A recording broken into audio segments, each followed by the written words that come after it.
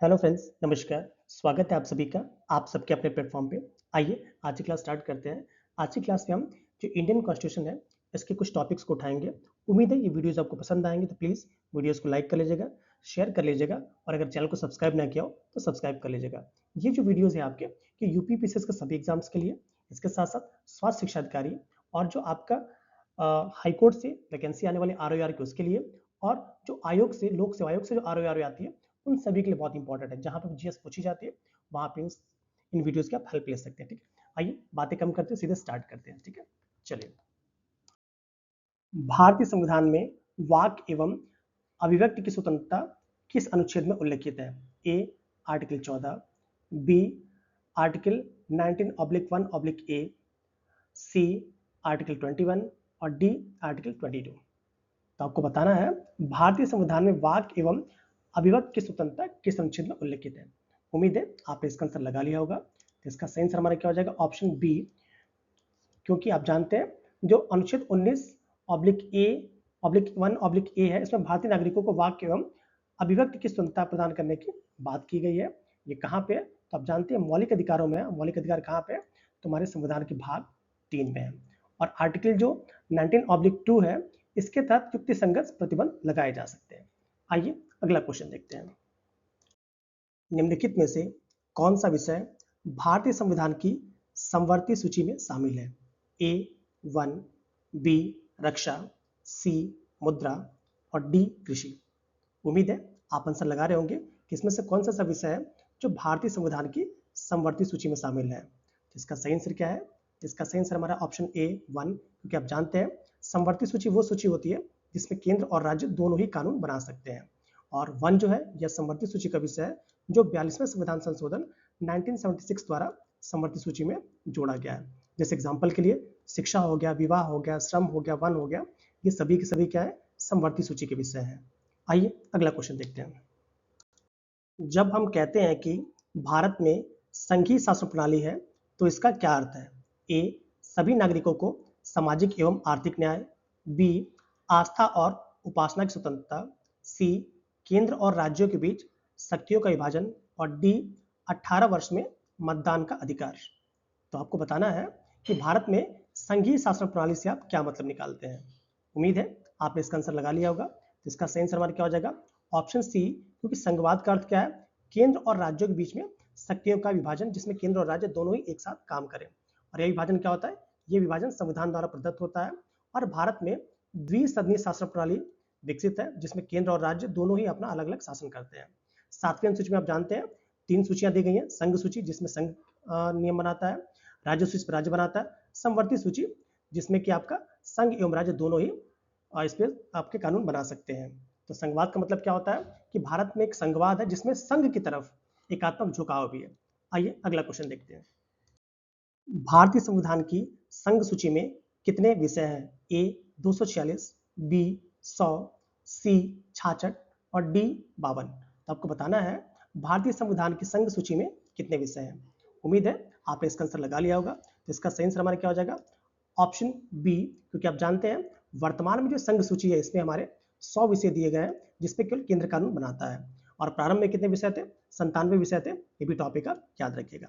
आइए अगला क्वेश्चन देखते हैं। निम्न में से कौन सा विषय भारतीय संविधान की राज्य सूची में शामिल है? ए रक्षा, बी विवाह, सी मुद्रा और डी कृषि। उम्मीद है आप इसका आंसर लगा रहे होंगे कि कौन सा राज्य सूची में शामिल है। आइए इसका आंसर देखते हैं। इसका सही आंसर हमारा जाएगा ऑप्शन डी, क्योंकि आप जानते हैं जो कृषि है यह आपका राज्य सूची का विषय है जिसपे राज्य सरकार अपनी कृषि नीतियां बनाती है। जैसे अगर और बात करें आप, रक्षा हो गया, मुद्रा हो गया, क्या है?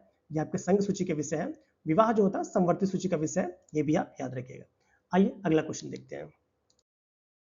भारतीय संविधान का कौन सा भाग आर्थिक और सामाजिक न्याय प्रदान करता है? ए राज्य के नीति निर्देशक तत्व, बी मौलिक अधिकार, सी प्रस्तावना और डी ओनली ए।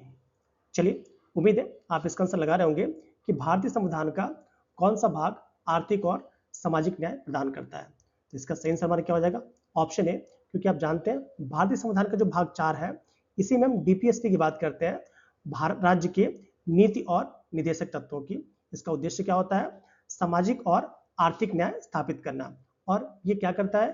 तो कल्याणकारी राज्य की अवधारणा को भी ये पूर्ण करता है। ये भी टॉपिक याद रखिएगा। हाँ, बीपीएससी के जो भी विषय होते हैं वो न्यायालय द्वारा बाध्यकारी नहीं होते हैं, केवल शासन के लिए मार्गदर्शक के रूप में कार्य करते हैं। और हमने डीपीएससी को कहाँ से लिया है? तो बताएंगे सर, इससे हमने आयरिश संविधान से, अर्थात आयरलैंड के संविधान से लिया है। आइए अगला क्वेश्चन देखते हैं। भारतीय संविधान की आत्मा किसे कहा जाता है? ए प्रस्तावना, बी समानता का अधिकार, सी धार्मिक स्वतंत्रता और डी सभी अनुच्छेद। तो जल्दी से अब बताइए कि भारतीय संविधान की आत्मा किसे कहते हैं। उम्मीद है आपने इसका आंसर लगा लिया होगा। इसका सही आंसर हमारा क्या है? ऑप्शन ए, जो हमारा प्रस्तावना या प्रियम्बल है, इसे ही हम भारतीय संविधान की आत्मा कहते हैं। भारतीय संविधान के उद्देश्य, आदर्श और दर्शन सभी इसी में निहित है। और आप जानते हैं इसके प्रमुख शब्द क्या है? जैसे संप्रभुता, समाजवाद, धर्मनिरपेक्षता, लोकतंत्र, गणराज्य, ये सभी के सभी क्या है? ये हमारे प्रियम्बल के मेन पॉइंट्स हैं। एक और बात याद रखिएगा, जो 42वां संविधान संशोधन था जो 1976 में हुआ था, इसके द्वारा समाजवादी और धर्मनिरपेक्ष वर्ड भी जोड़े गए थे। आइए अगला क्वेश्चन देखते हैं। भारतीय संविधान की 11वीं अनुसूची किससे संबंधित है? ए पंचायती राज, बी नगर निगम, सी केंद्र राज्य सरकार और डी नगर पालिका। तो आपको बताना है जो 11वीं अनुसूची है वो किससे संबंधित है। उम्मीद है आपने इसका आंसर लगा लिया होगा। तो इसका सही आंसर हमारा क्या हो जाएगा? ऑप्शन ए, क्योंकि आप जानते हैं जो पंचायती राज संस्थाएं हैं ये आपकी 11वीं अनुसूची से संबंधित है। और इसे कब जोड़ा गया था? इसे आपका 73वां संविधान संशोधन 1992 के द्वारा जोड़ा गया है। इसका संबंध किससे है? तो स्थानीय स्वशासन से है, आई मीन पंचायती राज संस्थानों से है। इसको याद रखिएगा। इसमें कुल कितने विषय दिए गए? तो इसमें आपके 29 विषय दिए गए, ये टॉपिक भी याद रखिएगा। और पंचायतों को क्या किया गया? संवैधानिक दर्जा दिया गया है। हमारे यहाँ भारत में त्रिस्तरीय व्यवस्था की गई। इसमें आपका ग्राम पंचायत, पंचायत समिति और जिला परिषद की बात करते हैं। अगर अनुच्छेद की बात करेंगे तो बताएंगे सर, ये आपका 243 से 243 ओ तक ये पंचायत से संबंधित है। और इसकी मूल इकाई क्या होती है? जो ग्राम सभा होती है, इसे ही हम पंचायत की मूल इकाई मानते हैं या पंचायती राज की मूल इकाई मानते हैं। आइए अगला क्वेश्चन देखते हैं। भारतीय संविधान में 9वीं अनुसूची किस प्रधानमंत्री के कार्यकाल में जोड़ी गई? ए जवाहरलाल नेहरू, बी लाल बहादुर शास्त्री, सी इंदिरा गांधी और डी मोरारजी देसाई। तो आपको बताना है जो 9वीं अनुसूची है इसे हमने किस प्रधानमंत्री के कार्यकाल में जोड़ा है। उम्मीद है आपने इसका आंसर लगा लिया होगा। तो इसका सही आंसर हमारा क्या है? ऑप्शन ए, क्योंकि आप जानते हैं जो 9वीं अनुसूची है ये प्रथम संविधान संशोधन के द्वारा जोड़ी गई थी। कब जोड़ी गई थी? 1951 में जोड़ी गई थी। इसका उद्देश्य क्या था? भूमि सुधार और कानूनों की न्यायिक समीक्षा से बचाना।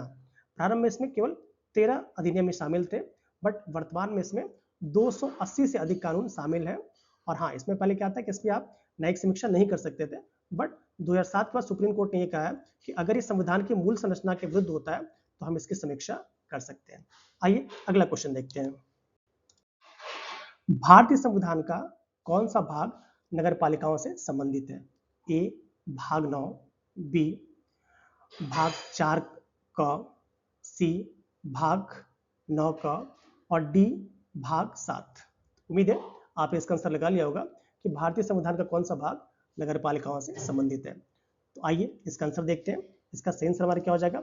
ऑप्शन सी, क्योंकि आप जानते हैं कि भारतीय संविधान का भाग 9 क है या 9 ए है, इसमें 74वें संविधान संशोधन के द्वारा जोड़ा गया था। इसमें क्या करते हैं हम?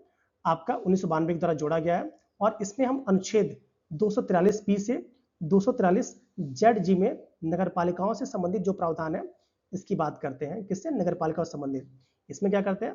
जो शहरी निकाय है जिसमें आपका नगर निगम आता है, नगर पालिका आता है, नगर पंचायत आता है, इसको कार्य करने के लिए 18 विषय दिए गए हैं। और 21 अनुसूची में आता है, तो ये आपका 12वीं अनुसूची में आता है। इस टॉपिक को भी याद रखिएगा। आइए अगला क्वेश्चन देखते हैं। वर्तमान में भारतीय संविधान में कितनी अनुसूचियां हैं? ए 8, बी 12, सी 14 और डी 10। तो आपको बताना है वर्तमान में भारतीय संविधान में कितनी अनुसूचियां हैं। उम्मीद है आपने इसका आंसर लगा लिया होगा। तो इसका सही आंसर हमारा क्या हो जाएगा? ऑप्शन बी, क्योंकि आप जानते हैं वर्तमान में जो भारतीय संविधान है इसमें आपकी 12 अनुसूचियां हैं। हाँ, जो मूल संविधान था उसमें कितनी अनुसूचियां थी, उसमें आपकी 8वीं अनुसूचियां थी। और जो अनुसूचियां जोड़ी गई हैं, तो जो 9वीं अनुसूची है उसको हमने 1951 में जोड़ा है, जो 10वीं अनुसूची है उसको हमने जो दल बदल वाला है इसको हमने 1985 में जोड़ा है, जो 11वीं और 12वीं अनुसूची है उसे हमने 1992 में जोड़ा है। आइए अगला क्वेश्चन देखते हैं। संविधान लागू होने के समय भारतीय संविधान कितने भागों में विभाजित था? ए 16, बी 24, सी 25 और डी 22। तो आपको बताना है भारतीय संविधान जब लागू हुआ था तो उस समय उसमें कितने भाग थे। उम्मीद है आपने इसका आंसर लगा लिया होगा। तो इसका सही आंसर हमारा क्या हो जाएगा? ऑप्शन डी, क्योंकि जब संविधान हमारा लागू हुआ था 26 जनवरी 1950 को, तो उस समय इसमें टोटल 22 भाग थे। कितने भाग थे? 22 भाग थे और 395 अनुच्छेद और 8 अनुसूचियां थी। याद रखिएगा, जब लागू हुआ था तो 22 भाग, 395 अनुच्छेद और 8 अनुसूचियां थी। बट अगर वर्तमान की बात करते हैं तो इसमें आपका क्या है? 25 भाग, 12 अनुसूचियां और लगभग 448 से अधिक अनुच्छेद है। ये टॉपिक आप याद रखिएगा। आइए अगला क्वेश्चन देखते हैं। भारतीय संविधान का कौन सा भाग नागरिकता से संबंधित है? ए भाग 1, बी भाग 2, सी भाग 3 और डी भाग 4। उम्मीद है आपने आंसर लगा लिया होगा कि कौन सा भाग आपका है जो कि नागरिकता से संबंधित है। तो आइए इसका आंसर देखते हैं। इसका सही आंसर हमारा क्या हो जाएगा? भाग सेकंड, क्योंकि जो भाग 2 होता है जिसमें अनुच्छेद 5 से लेकर 11 तक, ये भारत के नागरिकता से संबंधित है। और आप जानते हैं नागरिकता कैसे मिलती है? तो जन्म के आधार पे, वंश के आधार पे, पंजीकरण के आधार पे और प्राकृतिकरण के सिद्धांत के आधार पे भी हमें नागरिकता प्राप्त होती है। और आप जानते हैं जो नागरिकता अधिनियम है ये 1955 द्वारा विस्तृत प्रावधान दिया गया है। आइए अगला क्वेश्चन देखते हैं। भारतीय संविधान का कौन सा भाग मूल कर्तव्यों से संबंधित है? ए भाग 4, बी भाग 4 क, सी भाग 9 क और डी भाग 9 ब। बताना है आपको इसमें से कौन सा भाग है जो मूल कर्तव्यों से संबंधित है। उम्मीद है आपने इसका आंसर लगा लिया होगा। तो इसका सही आंसर हमारा क्या हो जाएगा? ऑप्शन बी, क्योंकि आप जानते हैं जो भारतीय संविधान का भाग 9 क है, या आर्टिकल पूछा जाए तो बताएंगे सर आर्टिकल 51A, ये आपका मूल कर्तव्य से जोड़ा गया है। और आप जानते हैं इसे कब जोड़ा गया है? तो 42वां संविधान संशोधन 1976 से। इस समय वर्तमान में मूल कर्तव्यों की संख्या कितनी है? तो बताएंगे सर ये 11 है। और ये नागरिकों के क्या है कि नैतिक कर्तव्य है। कितनी संख्या है? 11 है। और इसे हमने कहां से लिया है? तो इसे हमने यूएसएसआर से लिया है। जब लिया था उसमें इनकी संख्या कितनी थी? मात्र 10 थी। आइए अगला क्वेश्चन देखते हैं। नीति निदेशक तत्व किस भाग में वर्णित है?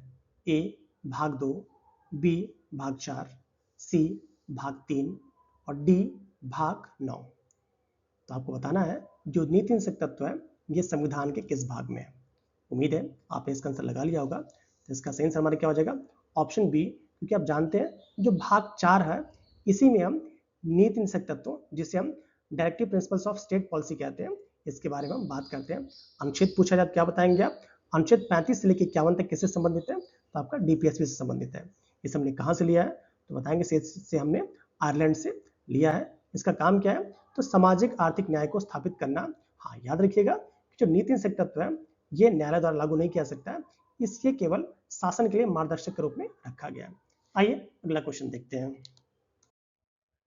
न्यायपालिका को कार्यपालिका से अलग करने का प्रावधान संविधान के किस भाग में है? ए प्रस्तावना, बी मौलिक अधिकार, सी नीति निदेशक तत्व और डी 7वीं अनुसूची। तो आपको बताना है न्यायपालिका को जो कार्यपालिका से अलग करने का प्रावधान है ये संविधान के किस भाग में है। उम्मीद है आपने इसका आंसर लगा लिया होगा। तो इसका सही आंसर हमारा क्या हो जाएगा? ऑप्शन सी, क्योंकि आप जानते हैं जो डीपीएसपी अर्थात जो नीति निदेशक तत्व है इसी में जो अनुच्छेद 50 है वो न्यायपालिका और कार्यपालिका के पृथक्करण की बात करता है। आइए अगला क्वेश्चन देखते हैं। भारतीय संविधान की 10वीं अनुसूची किससे संबंधित है? ए भाषाएं, बी दल बदल विरोधी कानून, सी अनुसूचित क्षेत्र और डी चुनाव। तो आपको बताना है जो भारतीय संविधान की 10वीं अनुसूची है वो किससे संबंधित है। उम्मीद है आपने इसका आंसर लगा लिया होगा। तो इसका सही आंसर हमारा क्या हो जाएगा?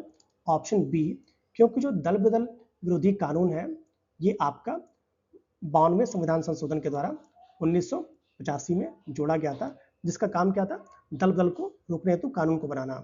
और इसका निर्णय कि एंटी डिफेक्शन लॉ लागू हुआ कि नहीं लागू हुआ, इसका निर्णय जो अध्यक्ष है, जो स्पीकर साहब होते हैं, वह इसका निर्णय लेते हैं। आइए अगला क्वेश्चन देखते हैं। भारतीय संविधान में 9वीं अनुसूची किस प्रधानमंत्री के कार्यकाल में जोड़ी गई? ए जवाहरलाल नेहरू, बी लाल बहादुर शास्त्री, सी इंदिरा गांधी और डी मोरारजी देसाई। तो आपको बताना है जो 9वीं अनुसूची है, इसे हमने किस प्रधानमंत्री के कार्यकाल में जोड़ा है। उम्मीद है आपने इसका आंसर लगा लिया होगा। तो इसका सही आंसर हमारा क्या है, ऑप्शन ए, क्योंकि आप जानते हैं जो 9वीं अनुसूची है, ये प्रथम संविधान संशोधन के द्वारा जोड़ी गई थी। कब जोड़ी गई थी? 1951 में जोड़ी गई थी। इसका उद्देश्य क्या था? भूमि सुधार और कानूनों की न्यायिक समीक्षा से बचाना। प्रारंभ में इसमें केवल 13 अधिनियम में शामिल थे, बट वर्तमान में इसमें 280 से अधिक कानून शामिल हैं। और हाँ, इसमें पहले क्या था कि इसमें आप न्यायिक समीक्षा नहीं कर सकते थे, बट 2007 के बाद सुप्रीम कोर्ट ने यह कहा कि अगर ये संविधान की मूल संरचना के विरुद्ध होता है तो हम इसकी समीक्षा कर सकते हैं। आइए अगला क्वेश्चन देखते हैं। भारतीय संविधान का कौन सा भाग नगर पालिकाओं से संबंधित है? ए भाग 9, बी भाग 4 क, सी भाग 9 क और डी भाग 7। उम्मीद है आपने इसका आंसर लगा लिया होगा कि भारतीय संविधान का कौन सा भाग नगर पालिकाओं से संबंधित है। तो आइए इसका आंसर देखते हैं। इसका सही आंसर हमारा क्या हो जाएगा, ऑप्शन सी, क्योंकि आप जानते हैं जो भारतीय संविधान का भाग 9 क है या 9 ए है, इसमें 74वें संविधान संशोधन के द्वारा जोड़ा गया था। इसमें क्या करते हैं हम, आपका 1992 के द्वारा जोड़ा गया है, और इसमें हम अनुच्छेद 243 बी से 243 जेड जी में नगर पालिकाओं से संबंधित जो प्रावधान है, इसकी बात करते हैं। किससे? नगर पालिकाओं से संबंधित। इसमें क्या करते हैं, जो शहरी निकाय हैं, जिसमें आपका नगर निगम आता है, नगर पालिका आता है, नगर पंचायत आता है, इसको कार्य करने के लिए 18 विषय दिए गए हैं। और 21 अनुसूची में आता है, तो ये आपका 12वीं अनुसूची में आता है। इस टॉपिक को भी याद रखिएगा। आइए अगला क्वेश्चन देखते हैं। भारत में महिलाओं के लिए 1/3 सीटें कहाँ आरक्षित हैं? ए पंचायती राज संस्थाएं, बी लोकसभा, सी राज्य विधानसभाएं और डी न्यायपालिका। तो आपको बताना है भारत में महिलाओं को 1/3 सीटें कहाँ पे रिजर्व की गई हैं। तो उम्मीद है आपने इसका आंसर लगा लिया होगा। तो इसका सही आंसर हमारा क्या हो जाएगा, ऑप्शन ए, क्योंकि आप जानते हैं जो पंचायती राज संस्थाएं हैं, यहीं पर महिलाओं को 1/3 रिजर्वेशन दे दिया गया है। और हाँ, कुछ राज्यों में तो 50% तक आरक्षण दे दिया गया महिलाओं को, जिसमें एक राज्य आपका बिहार भी है। जो बिहार है, इसमें आपका जो पंचायती राज संस्थाएं हैं, इसमें 50% का रिजर्वेशन महिलाओं को दे दिया गया। आइए अगला क्वेश्चन देखते हैं।